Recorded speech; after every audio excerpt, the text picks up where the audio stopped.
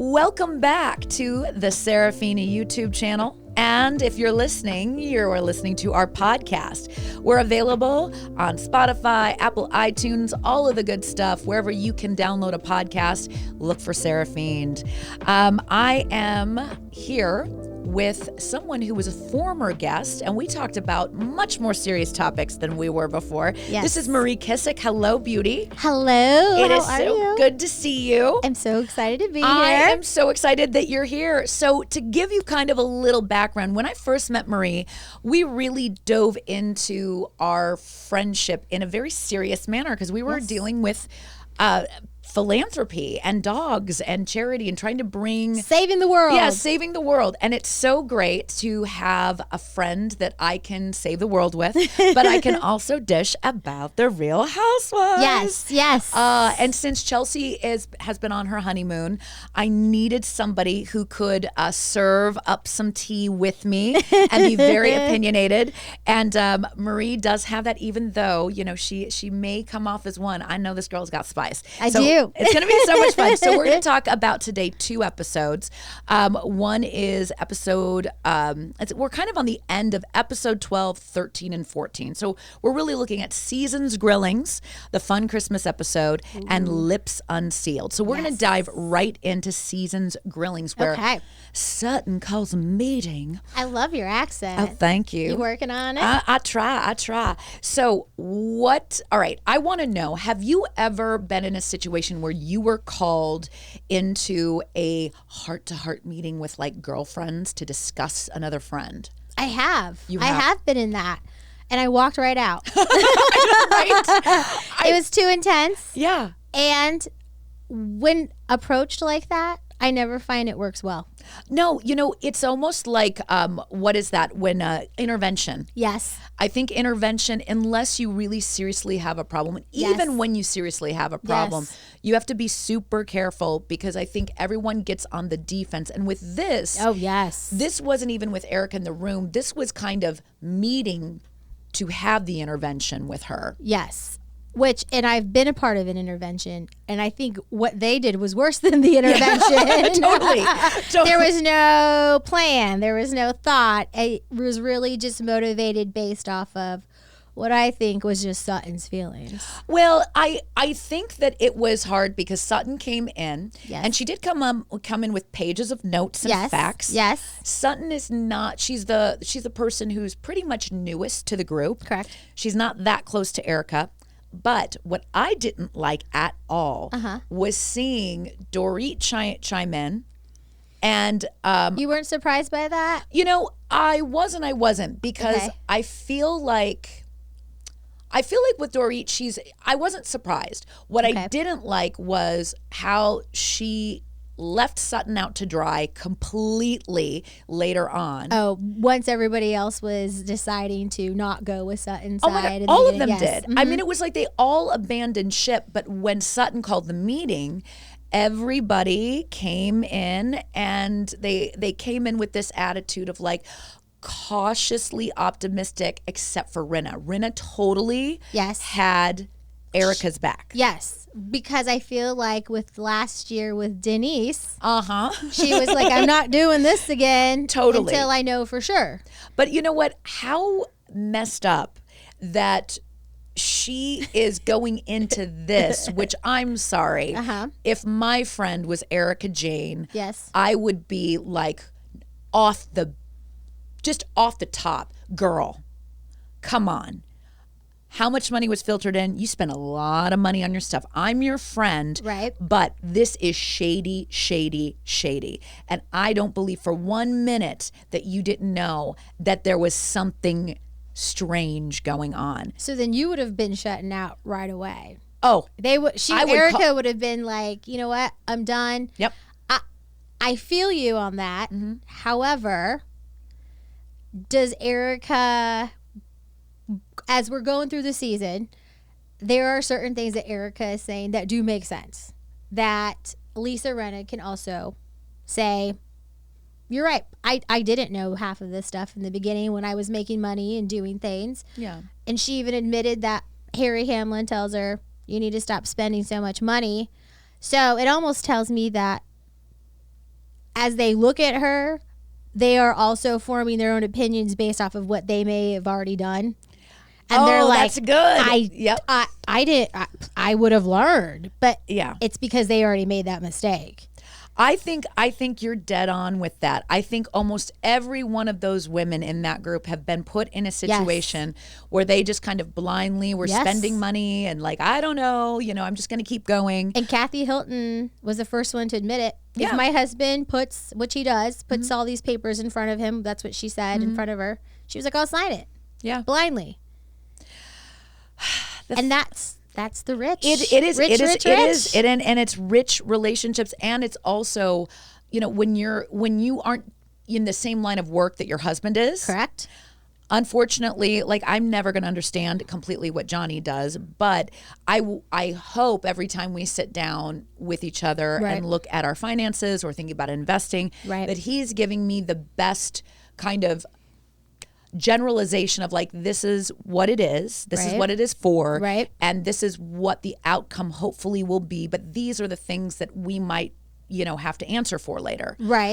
I feel like with Erica, she probably started out with that like blissful, all this money is coming in, correct, but then there comes a point where I'm like, give me a break from her glam squad. I mean, if you actually look at how much money she spends each month in the clubhouse, all of it. I mean, she didn't take half of her stuff that she had. Yep.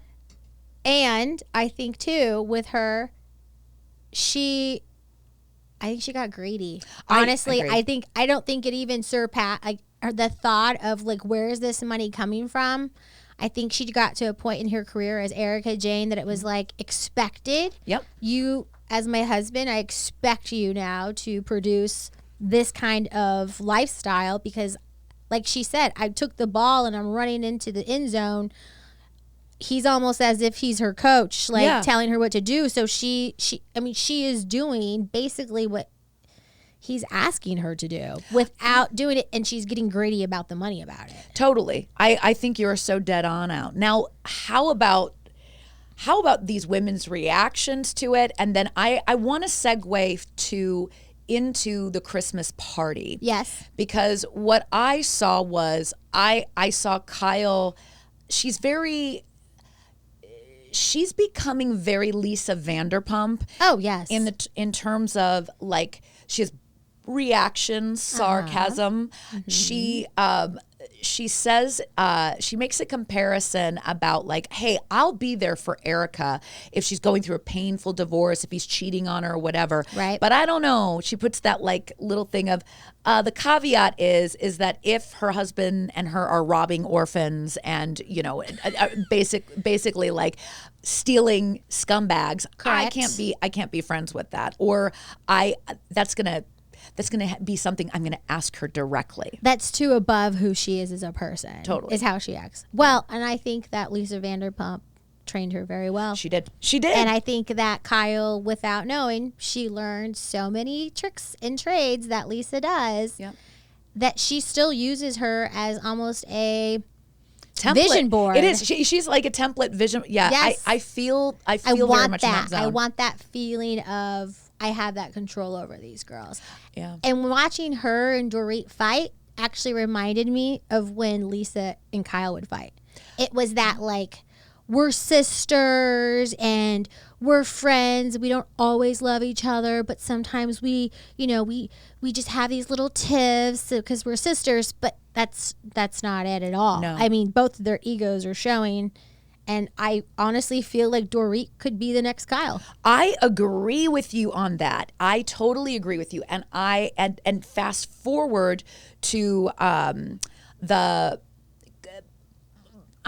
celebration of Lisa Rinna and her lip launch. Yes. Watching Dorit decide to be Miss Queen Bee and then talk to Garcelle about, I don't appreciate the way you talk to me. Yes. And I'm it's like, come back. Her accent was gone. Totally. And it's come back. And all of a sudden she's like, oh, really, Garcelle? I'm like, oh my God.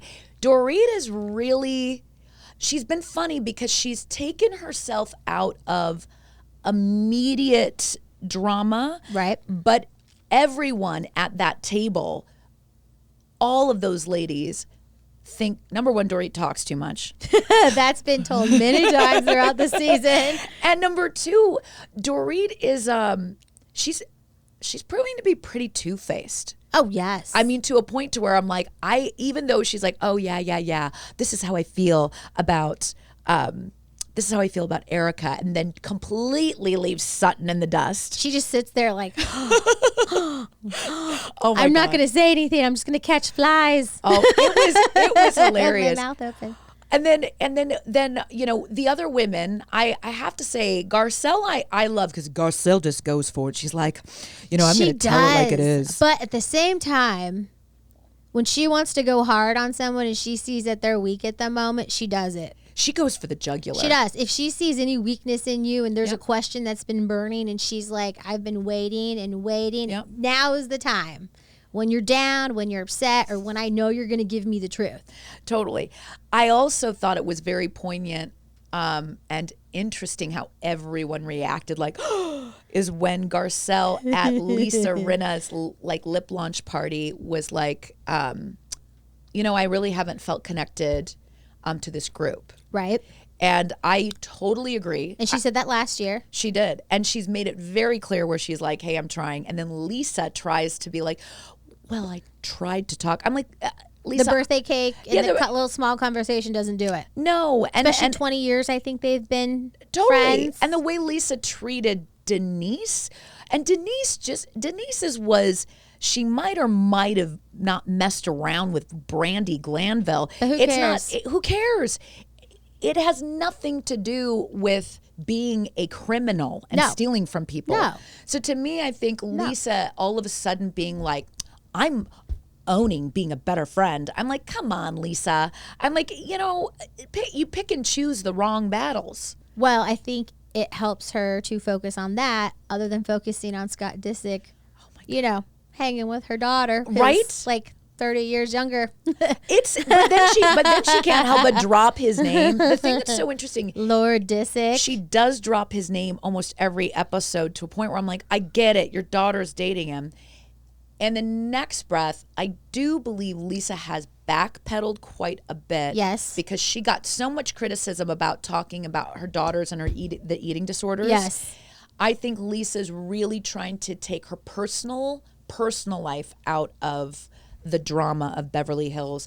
And she's getting involved with other people's drama. Yes. Just not her own family She's drama. kind of appointed herself as the friend who pumps everybody up. Totally. I'm the one that will throw you a birthday party for a surprise, even though I don't think that we're great friends.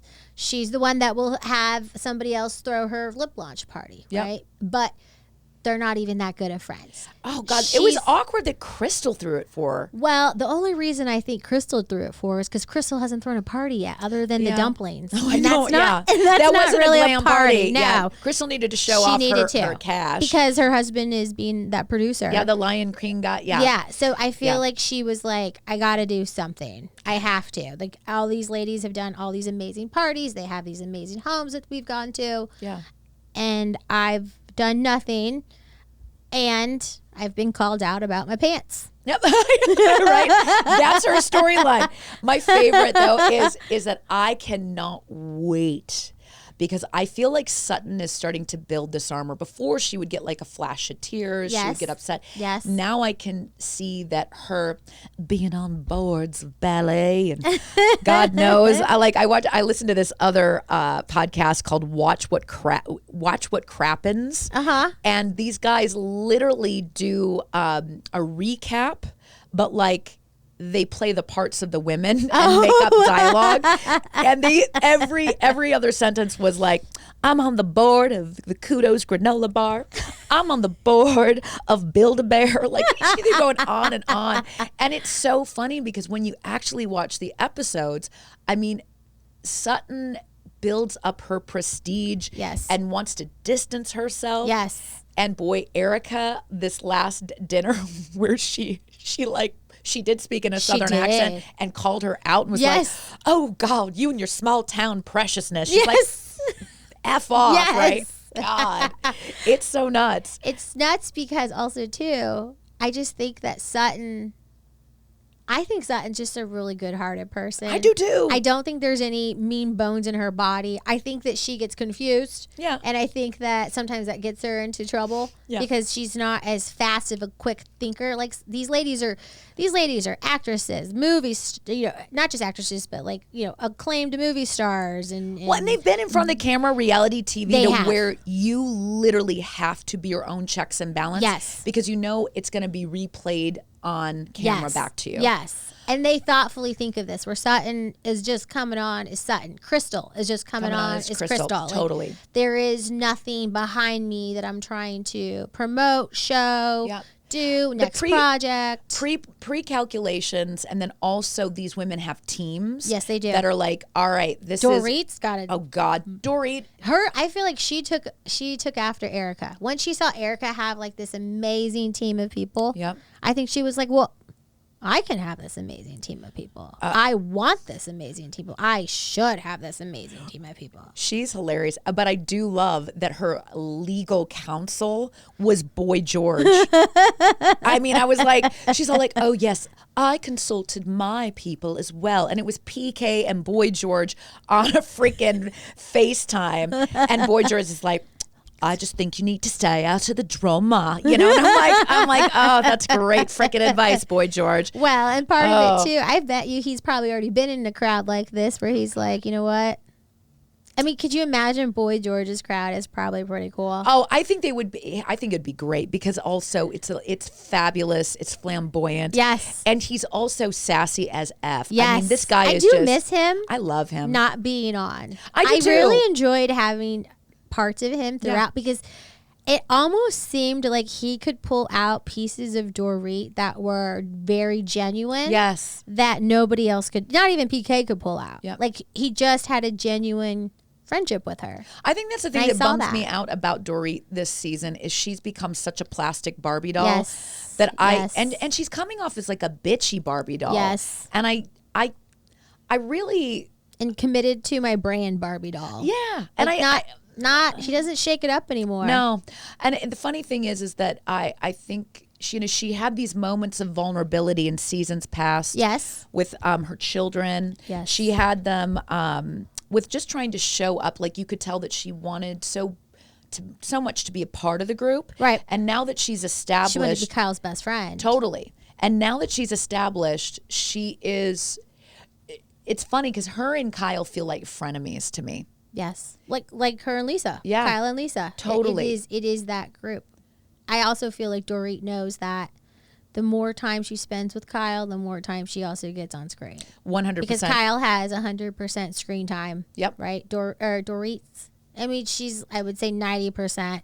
Not in every single scene. Not even, actually, since Kathy Hilton's come on. Since Kathy Hilton has stole the freaking show. And P.S., before we exit out of this segment, I have to speak to, I really love the scene between Kyle and Kathy. Yes. Talking about American Woman, kind of rehashing having that disagreement for 10 years.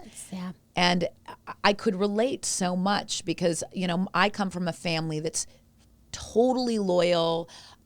We get really hurt easy. Mm-hmm. We all want to, we make things bigger than they really are. And then a lot of times we ghost each other because we take things so personally. Yes. And then when you come back at it, you realize how much time has gone by. Yes. And then you realize how stupid it was. And all the things that you could have been doing together if you would have just maybe summed this up in the last couple months. Yeah. Instead of just having to take the whole year.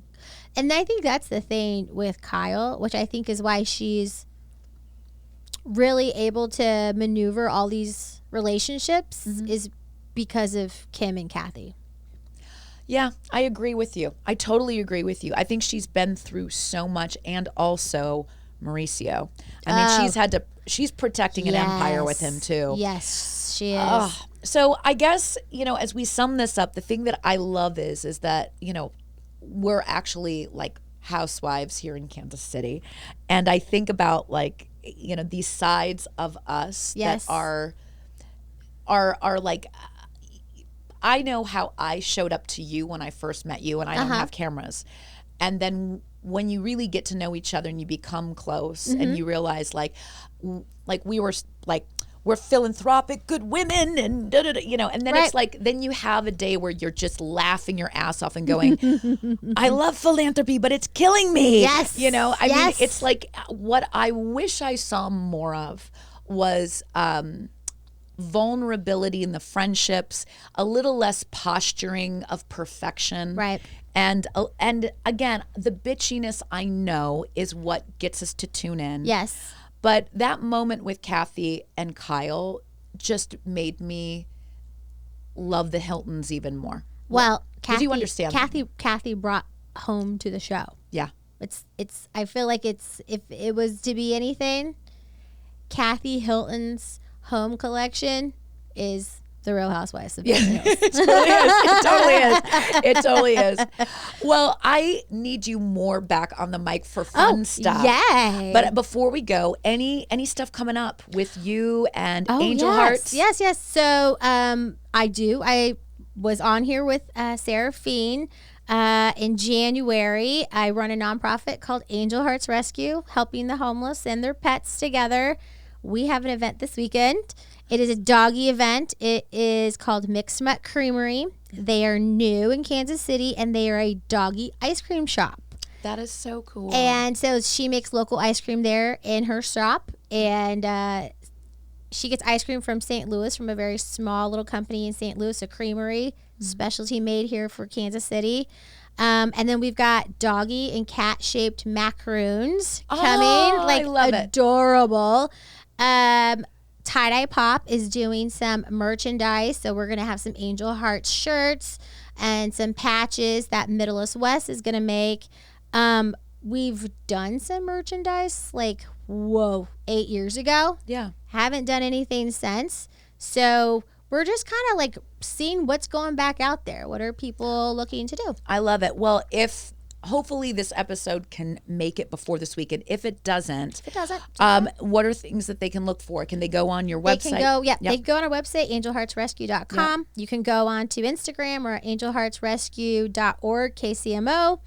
And we actually have a couple of news articles that will be coming out in the next couple of weeks about us, and a couple of local independent and a couple other things. So we'll look for us there, and our Instagram. Just check us out. We've got tons of stuff going on Definitely. there. It's one of my favorite organizations here in Kansas City. They're doing great things. She's a great person. Her mother is fantastic. Please support your local organizations. And if you're an animal lover like me, this is one of I think the most heart-opening causes here in Kansas City. Thank you. Well, thank you for listening, and please hit the like button, subscribe to the podcast, and check out Angel Hearts. They are fantastic. Love you guys, and we'll